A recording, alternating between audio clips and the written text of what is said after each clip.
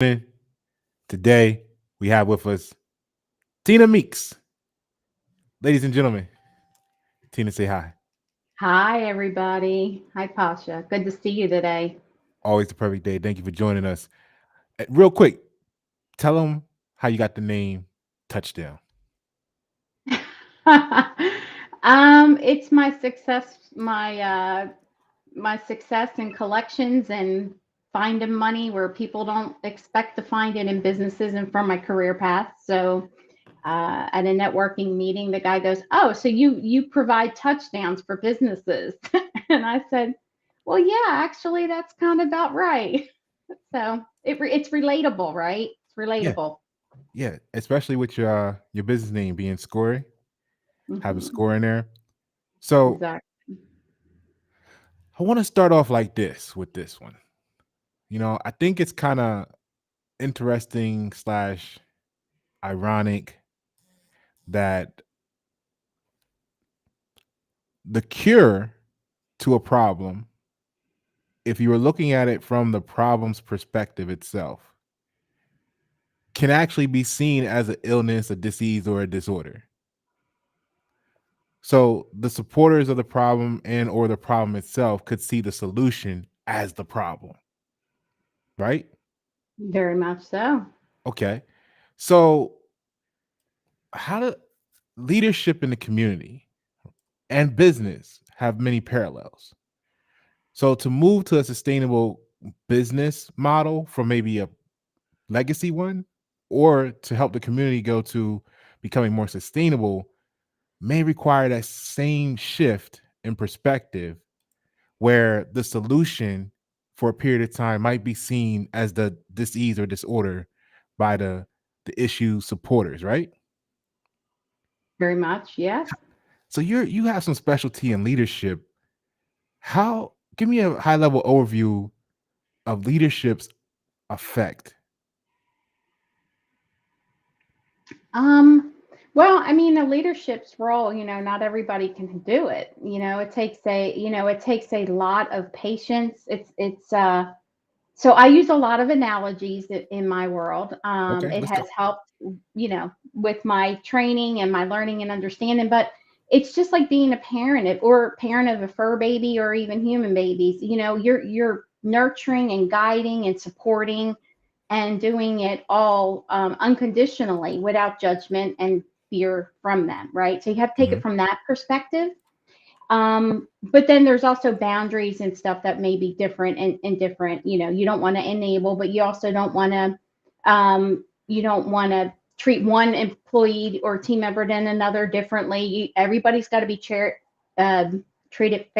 with fairness and equality, right? That's part of the deal. So it's a hard thing because not all leaders are 100% every single day, and there's challenges, financial stresses. The industry in itself can really make a difference. The team member, your employees underneath you don't understand the pressure you may be under with your higher Mhm. leadership. So those are all the things that it makes it tougher in a leadership role. They say, when you climb to the top, it's easier. Well, I will tell you that's not correct. No. There's more pressure and stressors and things like that. So you learn to relate and kind of find your ways. And every leader has to find their way. Every leader. So no two leaders are going to be exactly alike. You're going to have your different ways of how you speak to your team, what they call your delivery. That's one thing I've learned. But motivation is a big power. But I use analogies. I use analogies and sense of humor. That tends to break a lot of molds and also helps people relate to what I'm trying to teach them. Right. So thanks for sharing that. Now, would you say historically, legacy, current state, could it be said that leadership style is primarily transactional in most cases? Transactional leadership style? What is a Mm, transactional leadership style? what, putting every leadership kind of in the same A to B flow? Well, let's split the overall hierarchy into two categories: transactional and transformative. And I say let's Ah, do that because we're going to need to embrace as that business, that company, that small business that's looking to grow, break free from the, or get that breakthrough into the next level of business. Maybe they hit a roadblock. Maybe they're looking to just optimize processes. Maybe the community is looking to do better or change, but they're still embracing what is keeping them, what they've been doing before, what they're used to, their comfort zones. So that's going to be kind of sort of the difference between a transactional leader and a transformative leader. Let's give a little introduction from your perspective on what a transactional leader is. Okay, so transactional leader is kind of what I call like a mid-level manager. It's the one that's managing the day-to-day, keeping things flowing, keeping the processes going. The other is more of the higher decision maker, the one that's kind of like from the airplane looking down, making sure everything is running correctly, Mhm. looking at the overall 5-year plan, 5-year goals, what can they do, that kind of thing. That's how I define it. Is that how you are I, defining it as well? yeah, I accept your analogies there. It's great. The key elements you pointed out was the long term versus short term consideration factors, and it's kind of like that analogy of the car riding down the road, right, at night with its high headlights on. You don't see a mile down in front of you, but you can still get there, right? By Right. seeing the 100 yards that your headlights light up in front of you. Let's stop for a moment and just look at that. Sounds great. What risks actually present themselves on the roadway in the darkness beyond your headlight beams between you and your destination? See, now we have recognized the entitlement of a new cultivation in our transactional leadership. If we Hmm. can start getting them to consider that risk mitigation factors, right? Not only does it help produce a less toxic environment for employees, a more innovative situation, right?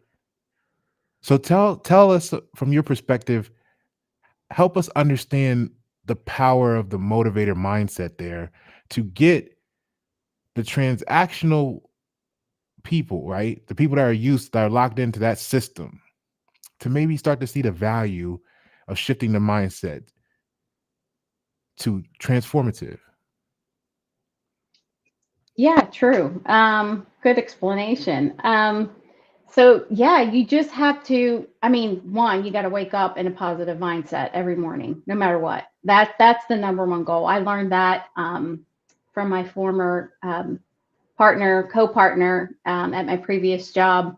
It, he's I never seen that guy have a bad moment, bad day, and he wakes up positive every day. You don't let stress get to you. You just got to find your ways. Mhm. But definitely, if you wake up on the wrong side of the bed, it's going to start your day off wrong. So you try to find ways to get your mindset correct. That's the one thing you do. Find whatever it is. Again, I use humor in everything. When it gets tough, I just throw a joke or throw an analogy out there, and it really just breaks the tension, puts us back in perspective, and things of that nature. And again, everybody is different, but sense of humor goes a long way. Well, a long way. I learned that long, long time ago. And there is a difference between, you know, power of motivation and power of position too. Mm. So you've got to that kind of, that those two alone are the core things of making sure that your staff doesn't feel like you're treating them like you're above them all the time. In leadership, in my leadership, I always wanted everyone to make sure that we were part of the team. We were one level. Even though I was their supervisor, we were one level. And I think that's how employees have to feel. You can't Right. make them feel like they are inferior from you, because they're really not. And it leads into, it takes a village. No leader can do the job by themselves. They need a team with them. So you need to learn to work with your team and get the best team that you can, that trust the processes, trust the system, follow the policies, and strive for work-life balance, less stress, and all that other stuff. It's a lot. It's not going to be every day 100%, of course not. Each industry is different, so It all depends. I know leadership is, some people say a lot of people leave their jobs not from the job, it's from their leader. And that's a very high percentage when you look at it. Absolutely. And that's something you need to really think about, having, my thing is I'm very compassionate leader, but I'm also a firm leader. Everybody has to be held accountable for their processes, their jobs. A lot of employers don't do cross training. They don't have multiple people to jump in when needed. Those are the kind of things, because you need to reduce that level of stress. Everybody should jump in, and that's what teamwork's all about. Strive for teamwork, and that's just, I know it's a lot. It says a lot, but it's true. It works. It really does work. Yeah, no, But I think I agree with you, and I think that you highlighted some examples of concepts that would help with that risk mitigation in the darkness that lies before us on our journey. And I appreciate the reference to power of motivation versus power of position. I think a lot of people let the position go to their head, and the etymology of the word attitude is actually position. That's what attitude really means. So they have an attitude and they feel like they are the authority, right, in flesh. And they don't realize that the etymology of the word authority is just simply the book or the quote that settles the question. So yeah, one may absorb, retain, remember to recite the authority. They may have the authority in them, but it's never the person that's the official authority, right? So that right. comes back to the issue of now you have the habit formed, been in this position 10 years, 20 years. We've been doing it this way 20 years, right? We've all had that boss that somebody somewhere in our life says, this is how we've done it for the last 20 years. And I'm actually the, for better or for worse, the one that tells them, well, 20 years ago, you couldn't send a picture on a cell phone. So obviously there's some better way to do some things, right? And then that either gets you a clap, an innovation perspective, or it gets you out the door. Roll the dice, but stand strong, right? For the truth. Yeah, So very true. what happens is that mold that they're in, right, is transactional. So now when you look at that short-term focus, the elephant in the room, poor leaders may prioritize short-term gains over long-term sustainability. So that means they're going to sacrifice the employee. They're going to sacrifice the long-term stability of the company, not seeing that far down the road. And this can result in decisions that benefit the company momentarily, but harm its future prospects. And that's the same for the community as well, right? So, Yeah. how do we take now? Here's a great question for you. Again, the illness sees the cure as the illness. So now, if they're like looking at it, we've been doing this 20 years this way, just like in a community. Oh, our community's been like this forever. We can't, right?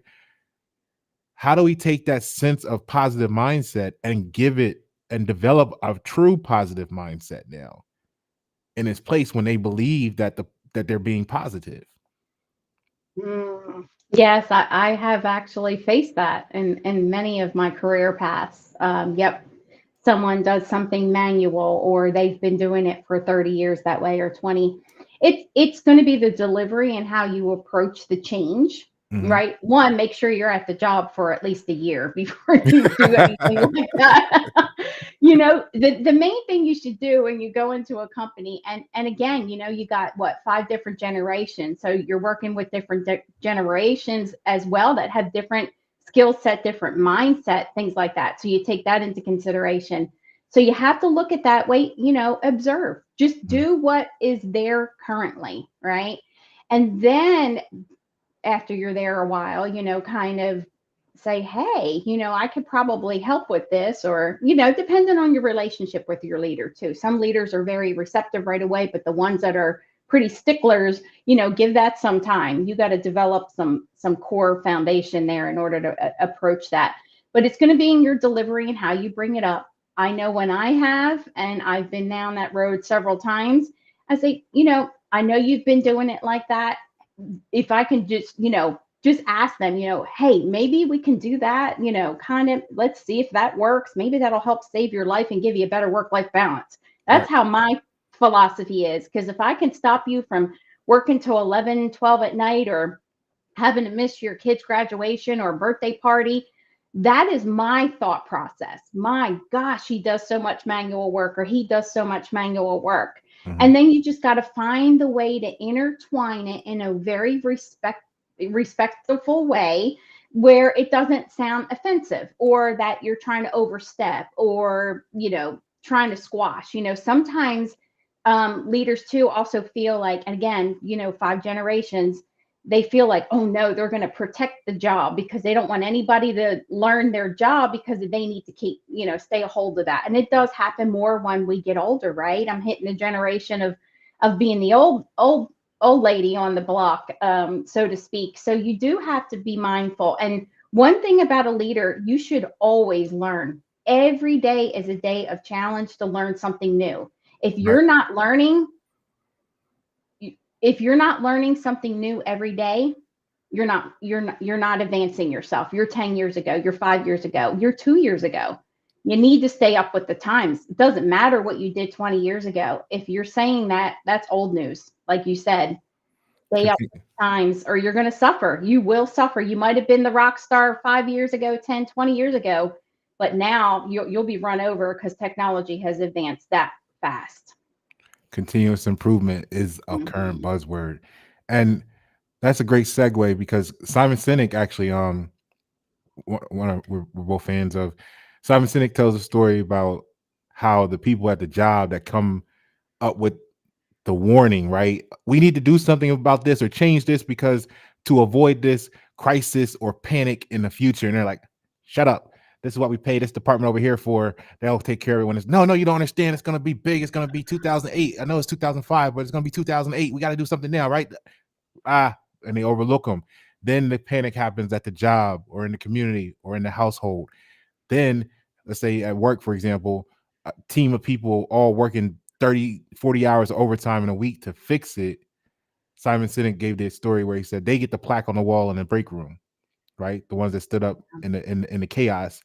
But the company and corporate America itself is programmed and has been this way for a long time to overlook and ignore the champions of change prior to the need for change being present, right?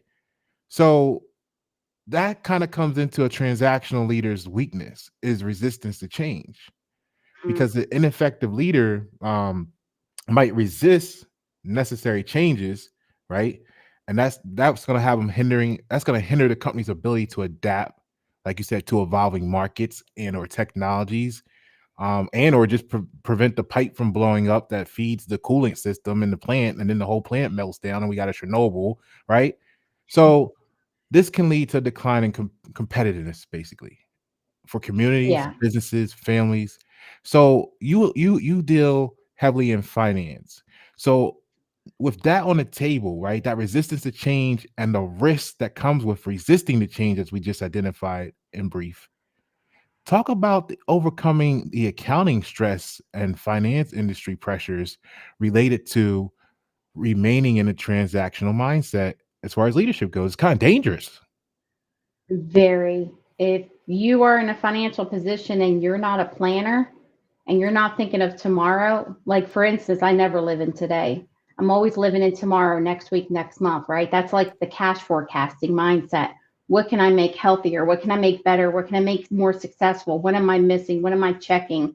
Right? I'm a Mhm. proactive, not reactive. If you're in a reactive mode and as a financial person, yeah, let's check let's check a few things, because that means either you've like burned out because the mind just is not going anywhere anymore, or you just have to find other perspectives on things. It's very scary in a financial, I mean, our economy right now, everybody's got that question mark. They don't know what the future is going to hold right now. They don't know where things are going, the housing market, the interest rates, loans, credit cards, all kinds of things. Everybody is like hoarding at this point, right? Everybody's just like, no, I got to hold on to this, Mhm. hold on to this information. I got to hold on to this money. I got to hold on to this, to the point that, I was in single family property management during COVID, right? So my challenge was getting ahead of 8 months. At the time we were in COVID, 8 months at the time of lockdown,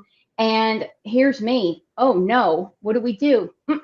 Grab the bulls by the horn, put my caseworker hat on, and I want contacted 92 residents and reached out one by one.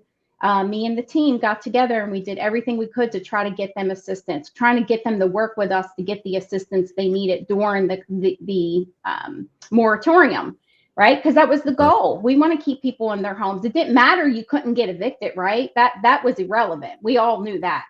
But the thing is what are you going to do when that moratorium lifted? That was my mindset. I was set 6 months down the road, 13 months down the road, 15, 18. It lasted longer than expected, right? But Mhm. it didn't matter. I wasn't looking at what today. I was looking at the next process. What's going to happen, right? So that's the way I looked at it. And that's the way I approached it with the residents. And they were more open and willing to be able to work. Like, even though a lot of people had this stigma of, oh, I don't have to pay my rent because the government just told me I don't have to. Well, did you read the fine print? Right.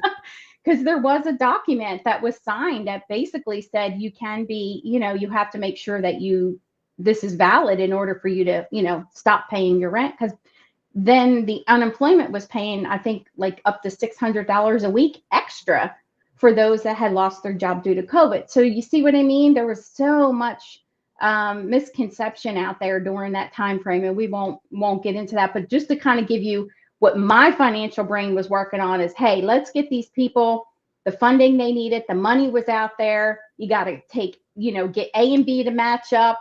Let's make this happen. Owners of these homes have a mortgage to pay too, so those are the things that I thought of. I didn't look at what was happening at today. I was planning for the future, and that's how my mindset generally is. Like, on Sunday I'm planning for the week.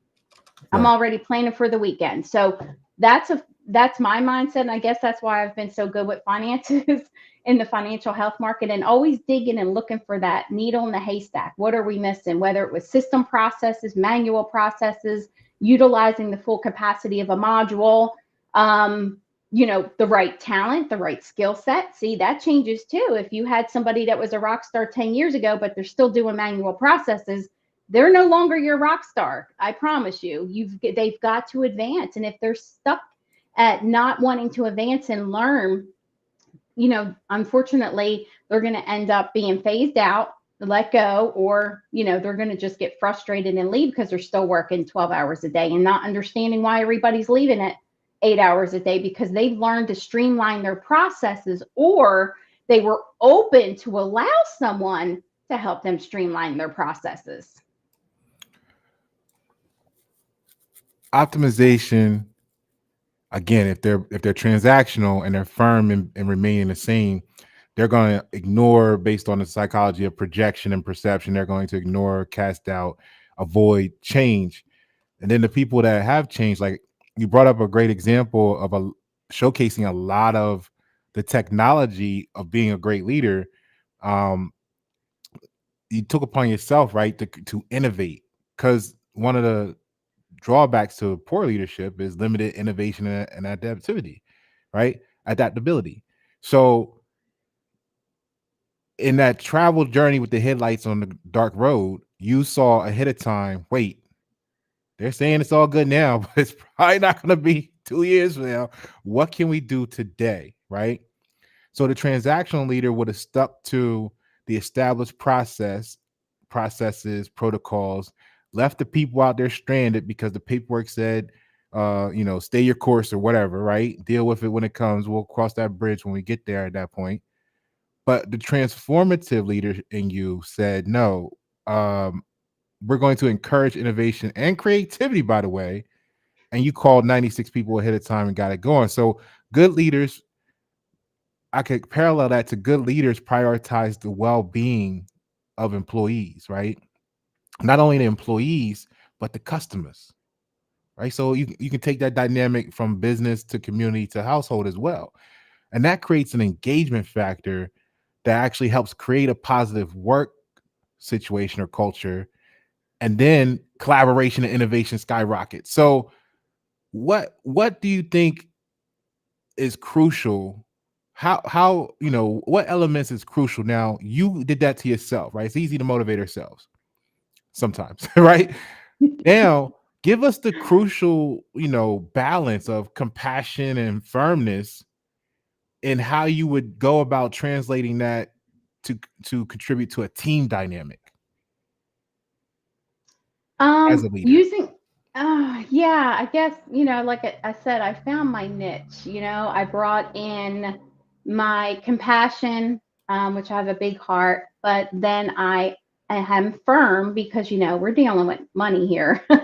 Mhm. Firm in processes, firm in making sure you let me know if there's an error because, we want to fix an error real fast because of system and flow and things. And you just got to find ways to be relatable to each of your team members, right? You're human just like they are. Find that balance, find that level, right? Mhm. Respect.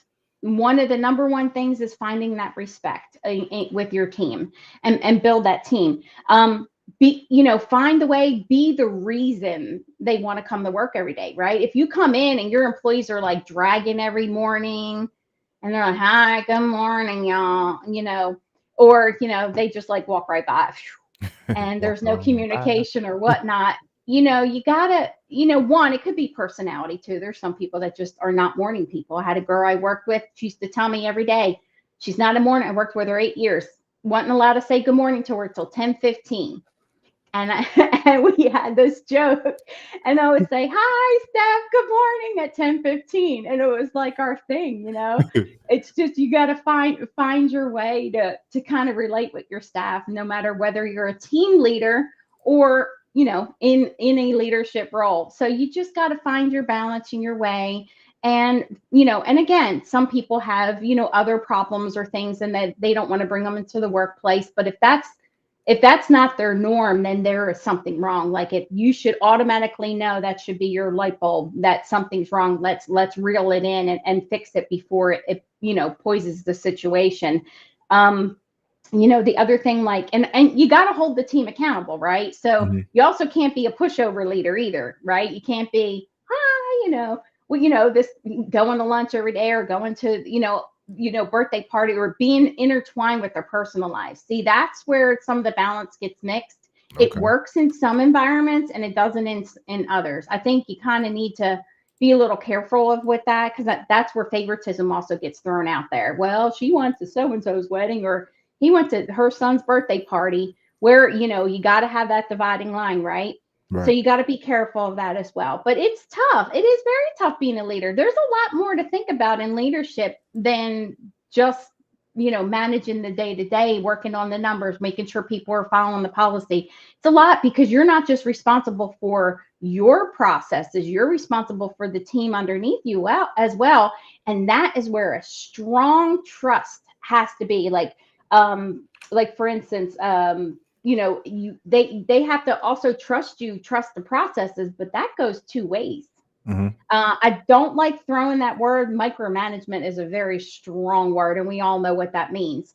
But it really, micromanagement just means that you don't trust the team yet or that employee yet to do the process. Now, that's very common on a new hire situation, right? For the first 6 months, it's not micromanaging. They're making sure that you're following the processes, the things that need to go into place. After 6 months or whatever the probationary period is, most of it is 90 to 6 months.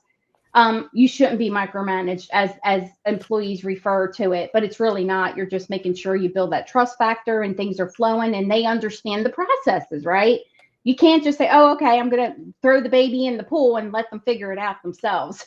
You gotta take the baby and put them in swimming lessons, right? You gotta get them Mhm. through the swimming lessons to kind of make sure they understand and find ways to relate with them. Like in property management, I had all my analogies laid out. People didn't understand what single family property management really involved. I said, well, it's like a trauma center. If you've ever been into a trauma center, that's what it's like. And they were like, oh, once they got in, they're like, wow, you were dead right. That's exactly what this is. So those are the things. And then, we dealt with the courthouses and, the courthouses I refer to as the circus, right? Not making light of evictions or anything like that. That's but I had to find ways to reduce the stress levels, right? It's very Right. tough going there and having to work with, you're on the other side of the fence with a resident or legal aid or something like that. I use it as, and then the paperwork was the popcorn, right? Paperwork was Okay. the popcorn. Do you have the popcorn? Everybody got their popcorn ready, going to the circus.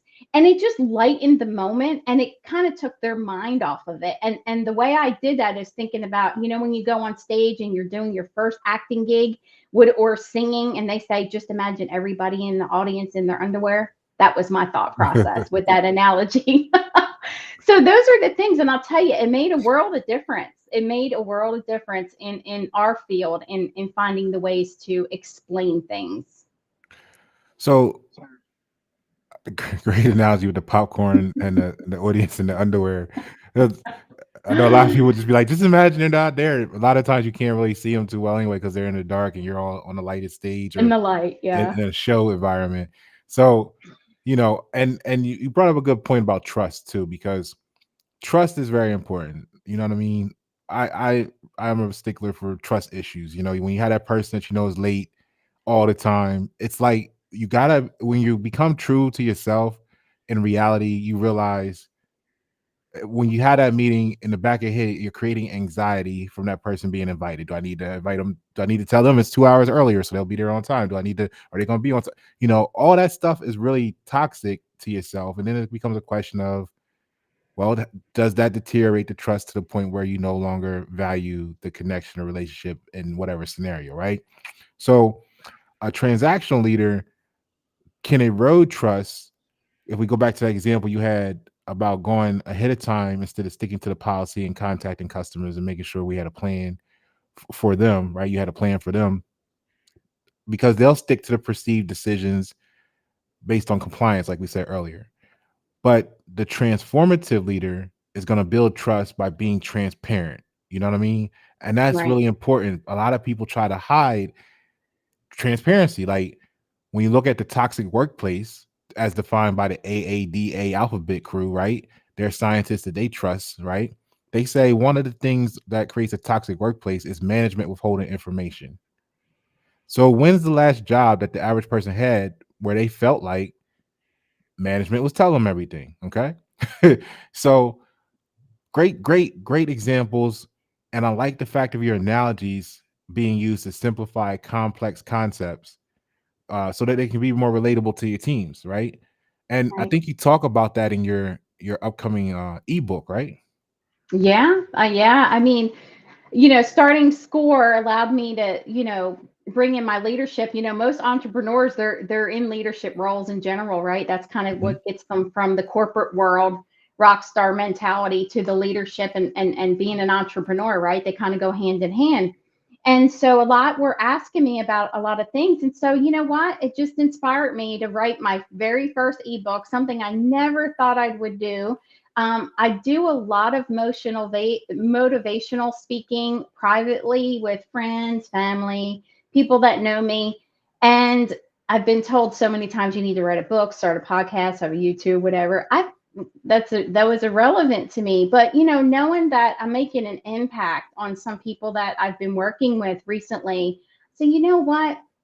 I'll write my first ebook. So I wrote it's in the works to be published. It'll be on Amazon and it's called the Motivator Mindset: Unleashing the Leader Within. And it's just some of the techniques that I've used to help. And they're, again, not everybody can pull a sense of humor out. I can pull a joke up, from the top of my head based on the situation. And some people just don't understand analogies or use acronyms if you need to. Mhm. You got to find your niche as a leader. That's the number one thing. If you're in leadership, you're finding your niche.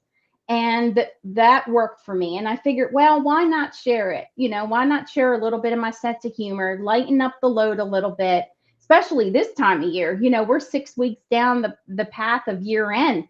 So in the financial world and sales world too, it's all about like, oh my gosh, we got 6 weeks left. We got to get the numbers up. We got to get everything cleaned up. There's so much involved. The pressure's on. But then you have, the holidays too, right? You've got Right. all these holidays flowing in. You got family coming in. You're trying to travel.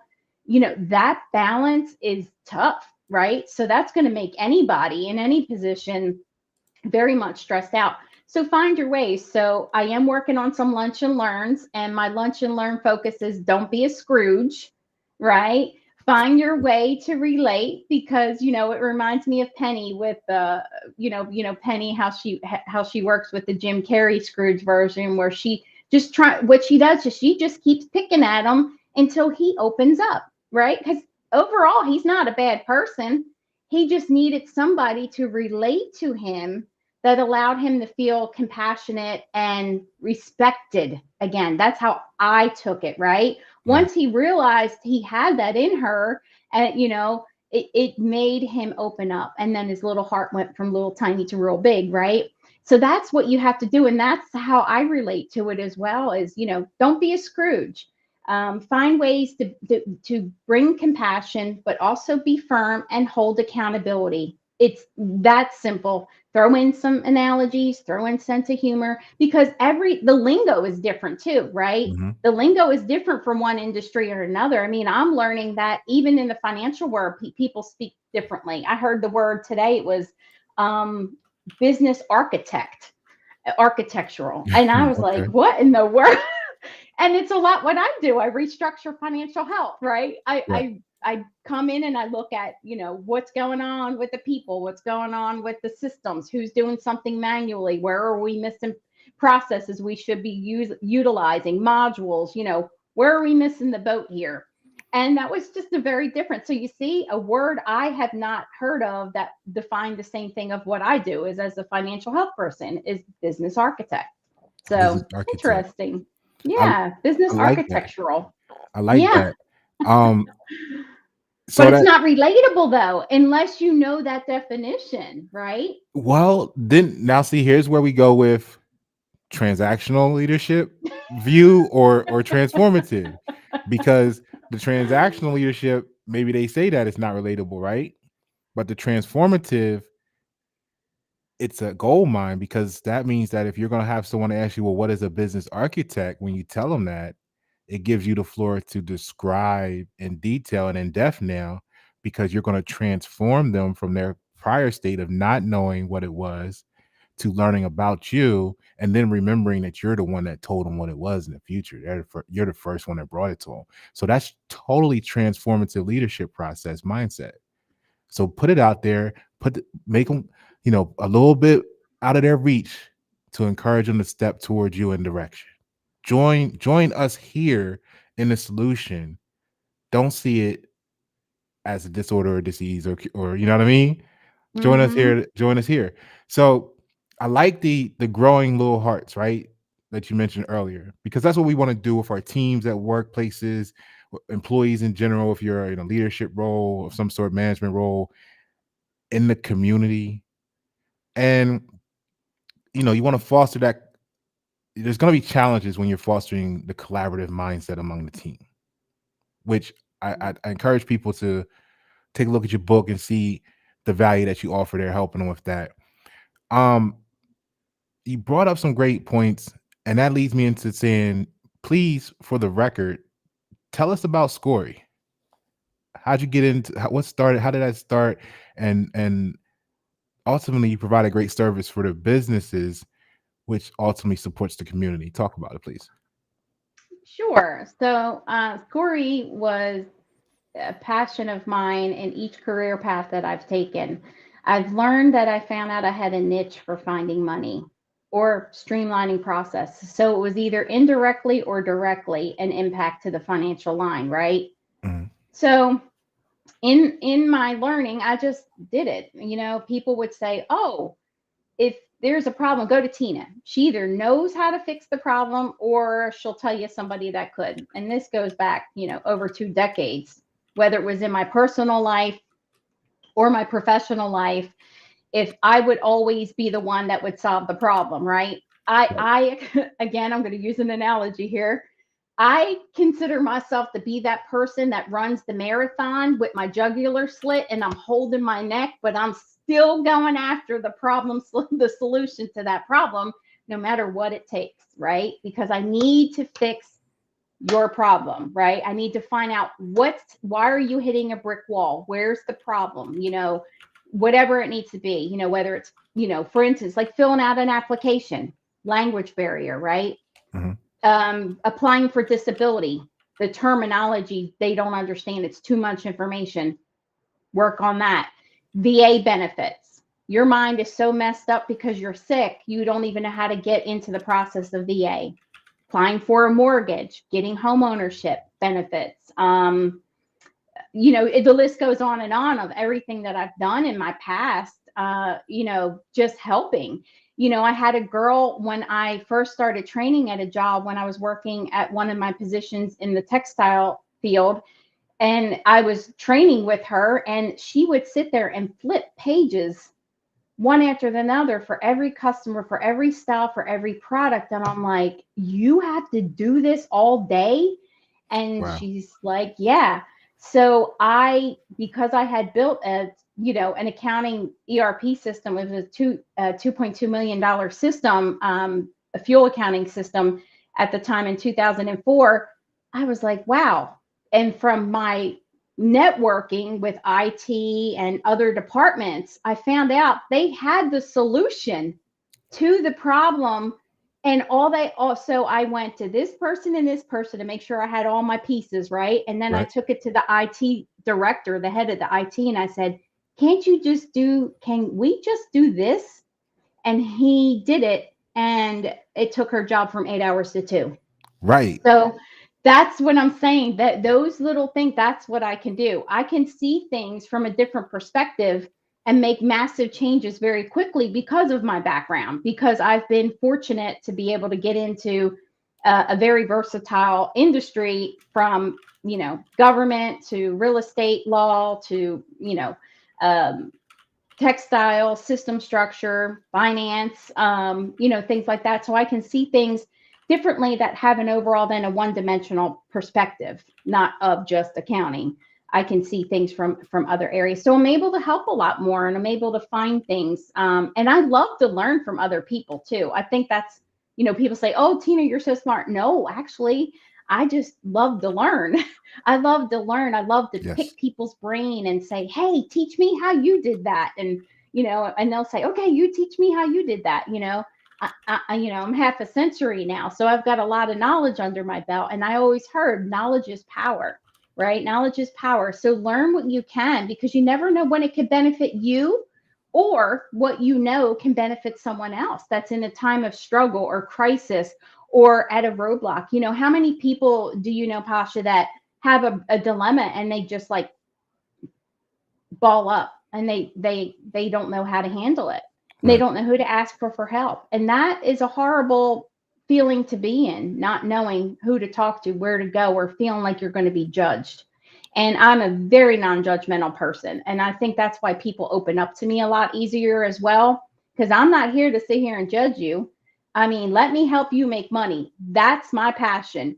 Making you successful financially is my passion. I'm proof. I've owned a business before. My daughter's an entrepreneur. She's amazing. She started when she was 22. She's 28 now, and she's very successful. And I love watching her keep her passion alive while I'll do all the other stuff that she hates to do. And that's just my desire. And she's the one that was a lot of the forefront of getting me to do this. Said, Mom, you really need to help people, because I would help a lot of people along the way. She said, you really need to do this as a business. And my former boss too, he was a lot of, trying to get my passion and built and things like that. And it's a big leap. It's not easy to go from corporate world to yourself, to your own individual business. But I know I can make an impact and help a lot more businesses on a lot more levels, than just working in one career path. So that is the reason why I started Scoree, and I hope to work with a lot of businesses. I've already helped several already. Just few small changes. You wouldn't believe small changes and people think, oh, I don't have the money, or I don't have the time, or I don't have, nope, you wouldn't believe tiny, tiny changes make a world of difference. And my daughter will tell you the same thing. And that's the thing. Come out of the stigma. Let's be open-minded. Let's talk about it, right? Let's talk about it. And then you make a decision. Just don't, cut it off right from the start, because you wouldn't believe what potential some business owners have once you start talking to them, and then the ideas come out and the light bulbs go off and you're like, oh yeah, we can do that. Oh yeah, I've got that. Or yeah, it's just amazing. But the economy does put a lot more pressure on people. They want to grow, expand, but finances right now are tight, or investors are locking down some. Banks are, keeping credit limits, limited, not letting people, grow. So that there's some of that too. But don't wait. Here's my number one thing for anybody out there dealing with, trouble. Don't wait until you're so far gone that you're having to go to a financial advisor, right? Because or wait until your CPA gets a hold of your finances at the end of the year, because by then you've lost tax advantages, you've lost expense reclassification, you've lost collections that you're probably having to write off. And I actually have a lunch and learn, Pasha, on that I'm working on now. I just released it, is letting companies know the true damage that can happen if you want to expand or do an ad launch or product increase, to change something, market something different, or just add more employees. You do not realize that sometimes those write-offs, even if you have a good cash flow, they could affect you in getting investment or credit expansion or whatever else you need in loans, because you wrote off that money because you didn't write it off. By letting your aging build up, that doesn't look so good, especially if it gets high, because sometimes it's not true aging. For example, I use an example, $50,000. You have a $50,000 aging on collections that people owe you money. You worked hard for that. Your team worked hard for that. Right. What are your strategies, right? So that's what I focus on first, is getting that money in, because most of you have money that you need to pay somebody else. You can't pay Payable. XYZ because you can't pay your accounts payable, your vendors, because you don't have the money coming in. So then what are you doing? You're damaging the customer service for your vendors, right? So it definitely is going to affect you, like you said earlier about, the damage that it causes if you're not looking at it from a future perspective, like you said, and you're just looking at it from today. Well, we'll get to that. We'll get to that. Do you know how many times I've heard that? We'll get to that. Audits and collections, audits and aging reports are the two things that struggle in some small to mid-sized businesses. It's once you get bigger into your company where you can hire the team that manages that, right? But I've even worked in bigger companies under a contract where their aging reports were needed cleanup, right? They needed cleanup. And a lot of times it was either clerical error, duplicates were created, there was pricing issues. So your true aging was not really valid, but you're just going by that and giving it to your CPA at the end of the year, and they're plugging those numbers, and that's being stamped on your final P&L for the end of the year. So is your P&L truly healthy? Right. And what lies behind that maybe wasn't considered because we're just looking at the numbers. I think that's actually what brought us a lot closer together too, because our backgrounds separately in process optimization. I was a green belt at 3M, and you were in the financial and real estate world doing pretty much the same processes, just applied to different subjects. And I think that also hints on, you said earlier, where it was like, although it may feel like you're being micromanaged in certain instances, you got to recognize the Mm-hmm. value. Like a pilot program may be created and time studied and checked to verify and validate the entitlements, like what we thought was going to be actual was actually going to happen, or do we need to make tweaks, stuff like that. So that's part of a great vision and strategy, is that communication, because communication, transparency, like we talked about. So to let the people know the value, I think it was Simon Sinek as well too. He had a great thing about letting people know why. You know what I'm saying?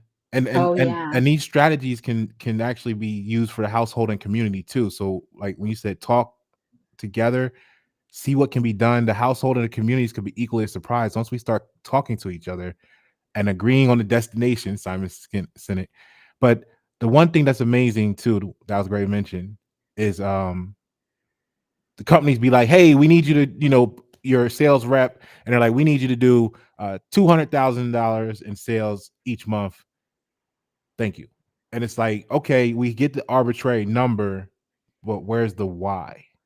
And they said if you go the extra mile as a leader and tell them the why, it makes them more engaged and feel a part of it.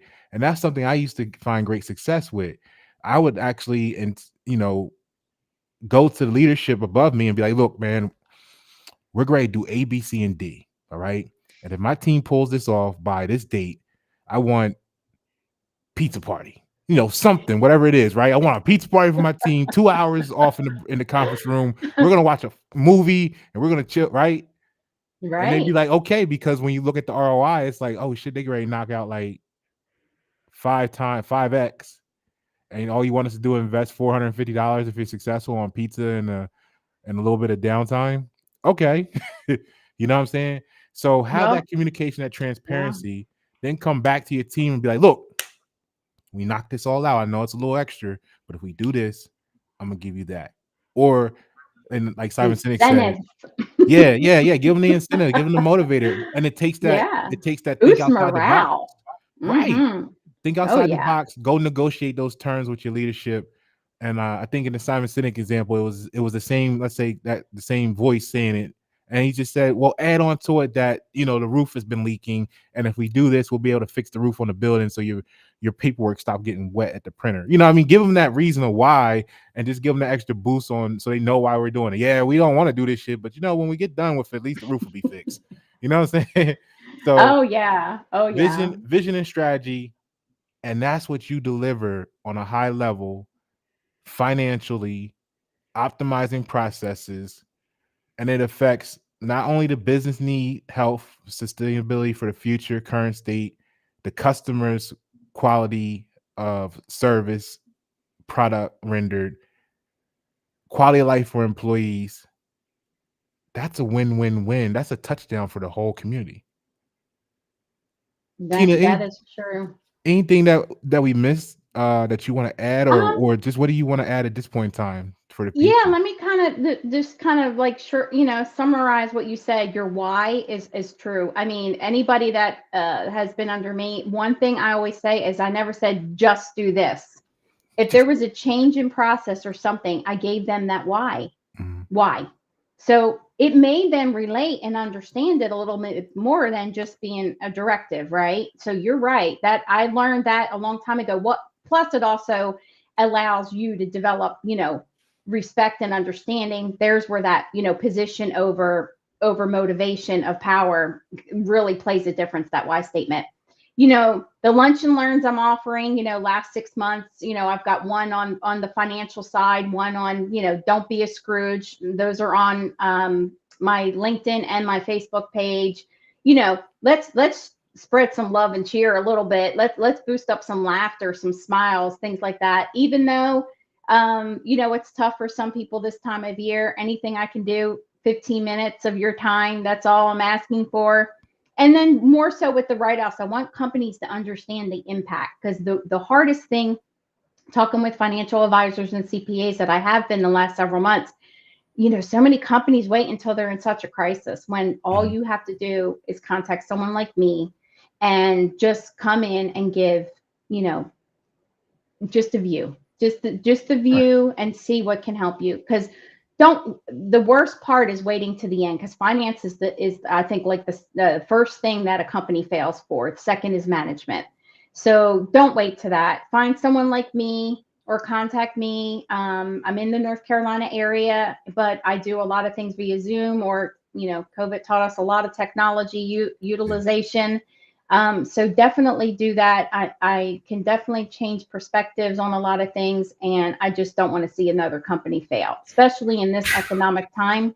I definitely don't want to see that. So And then dropping like flies, reach don't out. fail. Yeah, reach out. It's important. Don't wait, and don't allow your pride to get to you, right? Open up. Be go to do some trainings. YouTube is a great training system for free. So Mhm. do that, don't feel like, if you're that person, that employee that's sitting in that desk doing the same job you did for 20 years, take the time during the holidays and just do some YouTube videos and maybe learn a few things different about your job that you may not know was there. Because sometimes leaders don't have time to train you new techniques either. So why don't you take the initiative to do that? And that's kind of, the thing that I always tell everyone, and that has worked with me is here's a YouTube video that'll really help you if you want to learn it. And some of them do it and some of them don't. But some of them love to learn. There's a lot of people that love to learn, but they don't want to be, they don't want to, they want to feel like you're not showing that they're uneducated or they don't have the knowledge or skill set. Anybody has the ability to learn. I don't care who you are. I think I think you stumbled across a secret discovery, an unplanned detour in our journey in darkness, right? You said the second reason businesses fail is for management.